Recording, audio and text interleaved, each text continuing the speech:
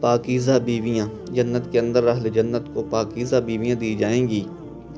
جو ہر قسم کی علائش اور گندگی سے پاک ہوں گی۔ ایک مقام پر فرمایا کہ اہل جنت کی بیویوں کو ہم نئے سرے سے پیدا کریں گے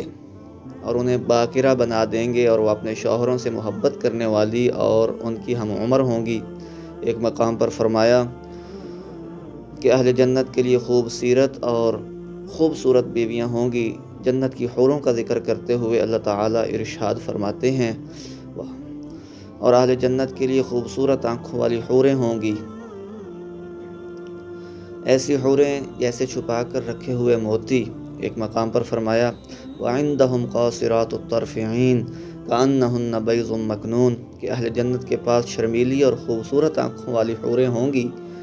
اس قدر نرم و نازک گویا کہ وہ انڈے ہیں چھپے دھرے۔ ایک مقام پر فرمایا حور مقصورات فی الخیام فبأی آلاء ربکما تکذبان لم یطمثہن انس قبلہم ولا جان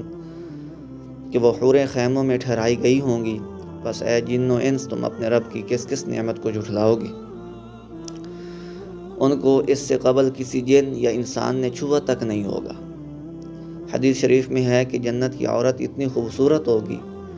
کہ لو اطلعت الی الارض لاضانت ما بینہما ولملأت ما بینہما ریحا، وہ اگر دنیا میں لمحہ بھر کے لیے جھانک لے تو مشرق و مغرب کے درمیان ہر چیز کو روشن کر دے اور پوری فضا کو خوشبو سے بھر دے، اور اس کے سر کا دوپٹہ دنیا و ما فیہا سے قیمتی اور بہتر ہے۔ جنتی عورتیں خوبصورت ترانے کہہ رہی ہوں گی کہ ہم ہمیشہ رہنے والی ہیں، ہمارے اوپر کبھی موت نہیں آئے گی، ہم ساتھ رہنے والی ہیں، کبھی دور نہیں جائیں گی،